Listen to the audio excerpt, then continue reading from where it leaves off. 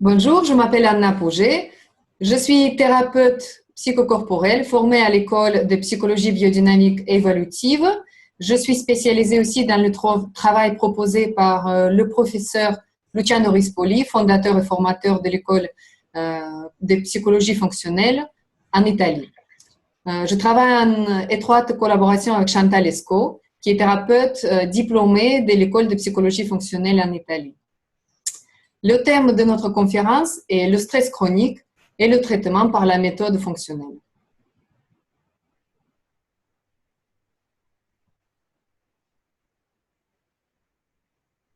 Voilà. Alors, tout d'abord, il faut dire qu'est-ce que c'est le stress, parce que c'est le mot qu'on entend au jour d'aujourd'hui à la longueur de la journée. On parle de stress partout, mais il faut tout d'abord comprendre que le stress est un mécanisme normal et utile de mise en tension de toute notre personne pour pouvoir traverser un événement stressant, une difficulté, un obstacle, comme par exemple un examen, une compétition, ou bien toutes sortes d'accidents ou même du danger.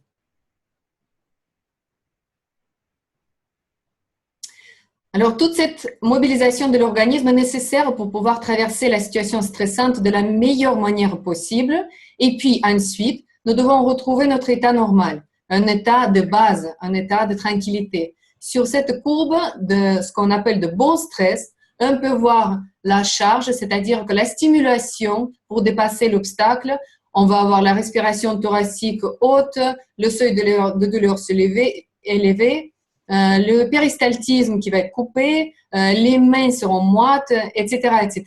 Tout ça pour pouvoir dépasser, franchir un obstacle.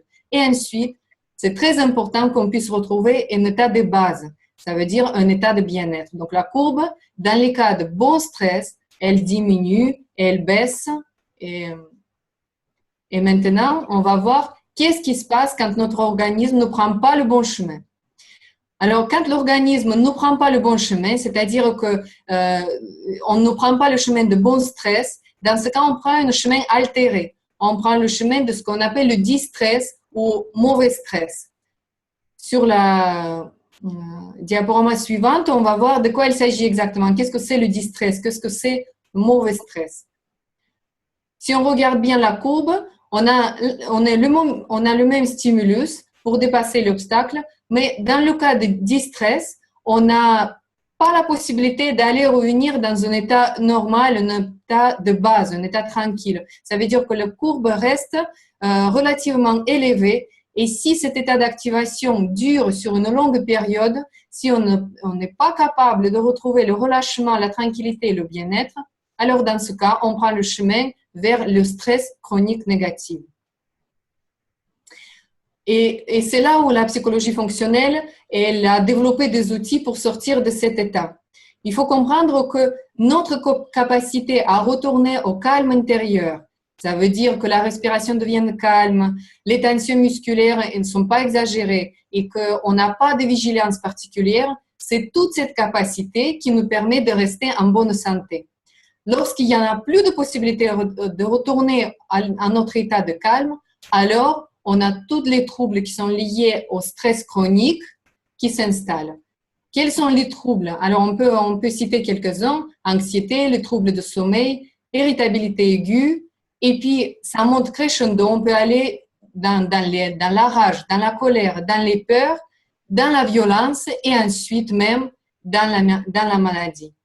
En effet, le stress chronique il peut jouer un rôle déterminant dans l'apparition de nombreux troubles. Sur le diaporama suivant, on va voir la liste de troubles qui sont liés au stress chronique. Alors, très souvent, on va entendre les gens parler de maux de tête, vertige, les maux de dos, les tremblements, l'agitation, insomnie, les pensées négatives répétitives, les fourmillements.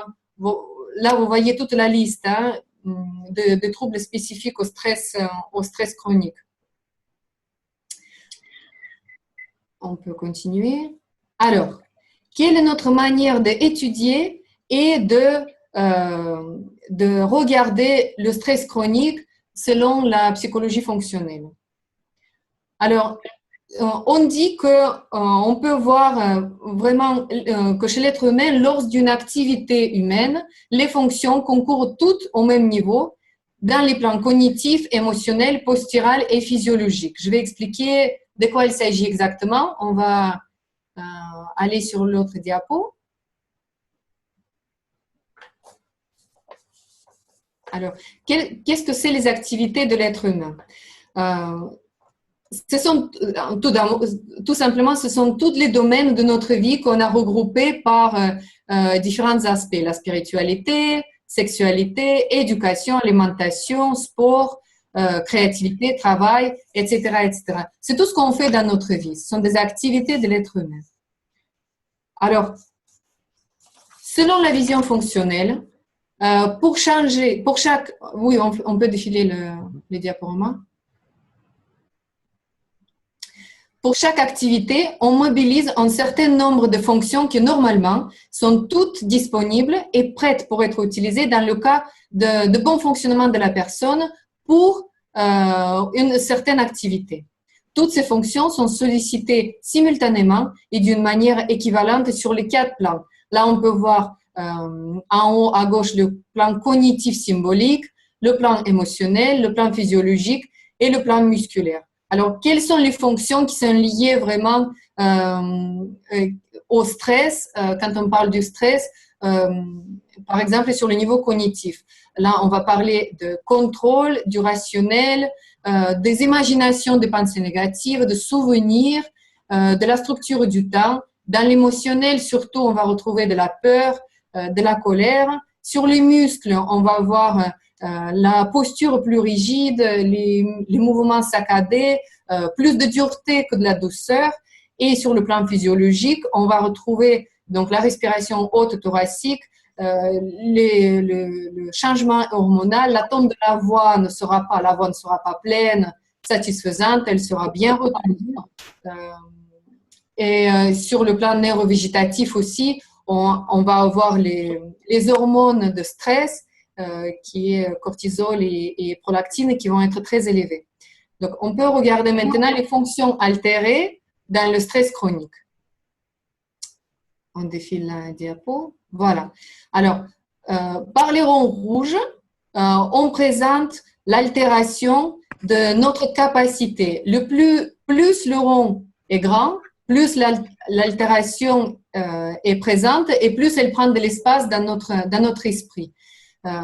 Par exemple, nos imaginations sans déboucher, ça veut dire qu'on est en train de tourner en rond dans notre tête sans pouvoir trouver de bonnes solutions. La capacité pour créer des projets, de réaliser des projets sera très, très petite parce qu'on va être vraiment envahi par les mauvaises pensées. La structure du temps sera contractée. Ça veut dire que même si l'examen n'est que dans 3 mois, on est déjà dans le stress rien qu'à penser à cet examen-là.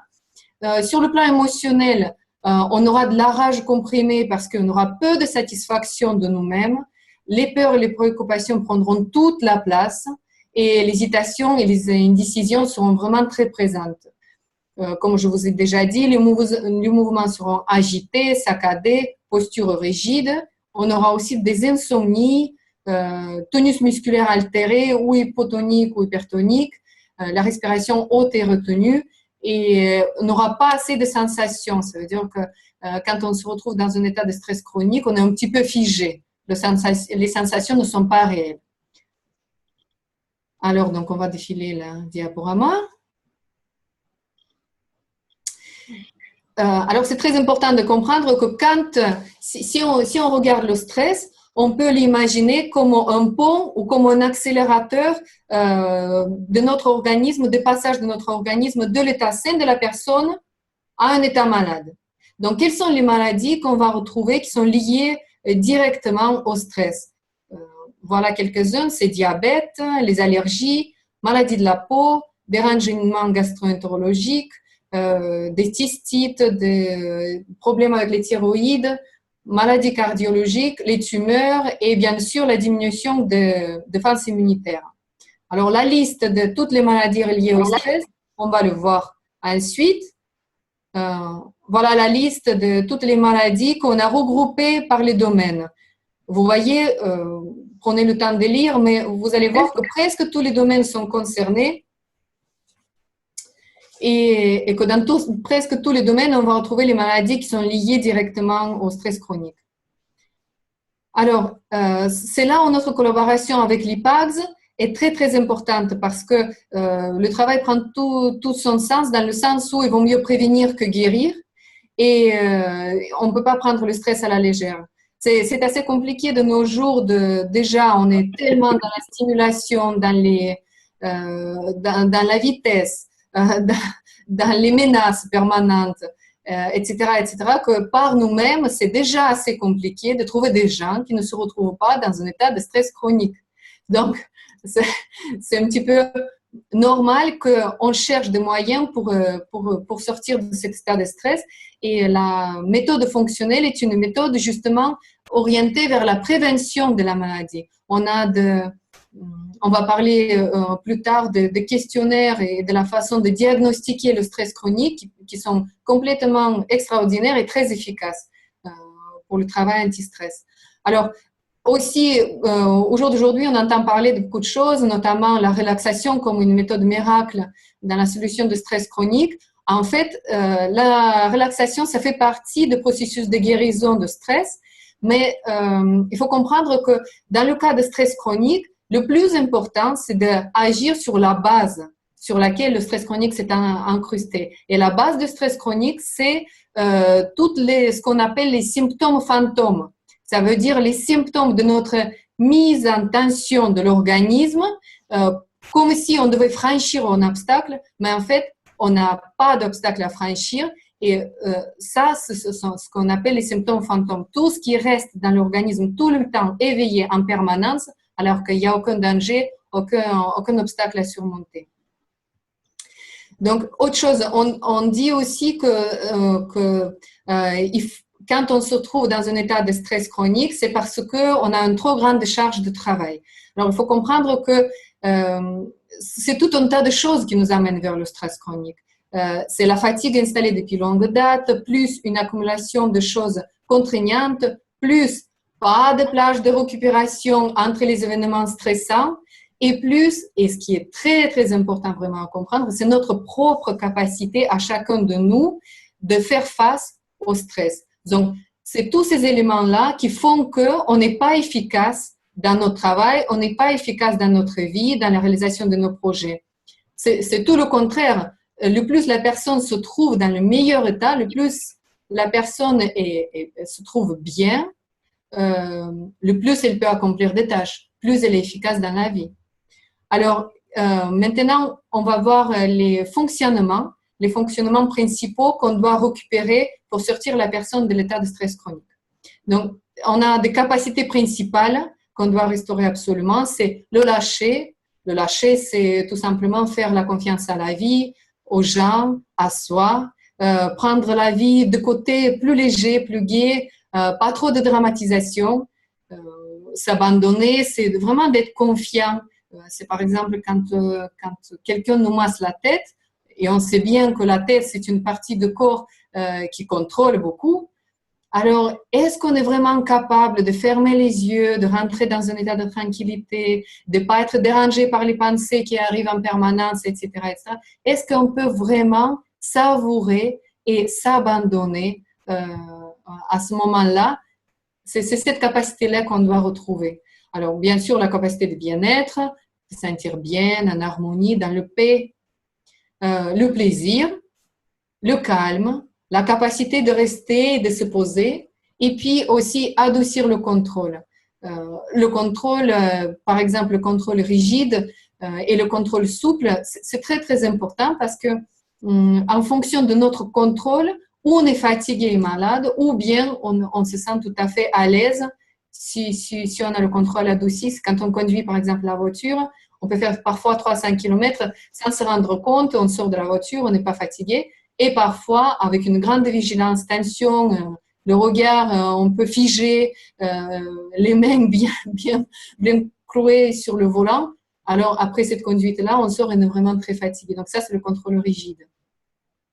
Alors, les capacités secondaires à récupérer, c'est la capacité d'apercevoir la vie, d'apercevoir l'autre, s'apercevoir d'une manière adéquate, de réveiller les sensations positives, parce que très souvent, en travaillant avec les personnes qui sont dans un état de stress, tout d'abord, on retrouve toutes les sensations qui sont désagréables liées aux douleurs. Donc, on va vraiment aller chercher, récupérer toute une gamme, toute une palette de sensations, et notamment les sensations de bien-être. Bien sûr, on doit travailler sur la joie pour récupérer l'élan vital, les frissons de la joie, la vitalité et puis l'humour, la plaisanterie. La diaporama suivante.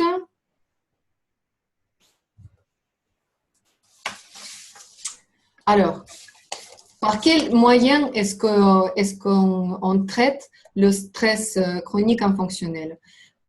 Bon, bien sûr, on traite toujours sur les 4 plans, sur le plan cognitif, émotionnel, postural et physiologique, avec essentiellement un grand travail de relâchement des tensions musculaires et de changement de tonus musculaire par des massages profonds.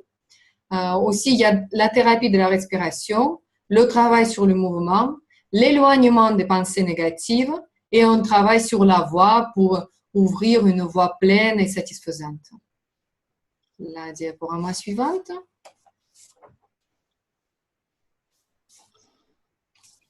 Alors, voici les effets qu'on doit retrouver après le traitement fonctionnel. Donc, on doit avoir l'amélioration de l'humeur, le calme et la tranquillité profonde, le contrôle souple, plus de pensées positives, capacité de gérer les situations et les charges du travail, aussi de l'énergie, de la vitalité, augmentation de désir, augmentation de capacité à faire des projets, augmentation dans la sphère sexuelle. Bien sûr, on doit atténuer tous les symptômes et toutes les douleurs pour lesquelles la personne est venue. Et puis, on doit augmenter les neurotransmetteurs du bien-être, qui sont tout d'abord les endorphines et les dopamines, et puis diminuer des hormones de stress, cortisol et prolactine. Alors, on continue.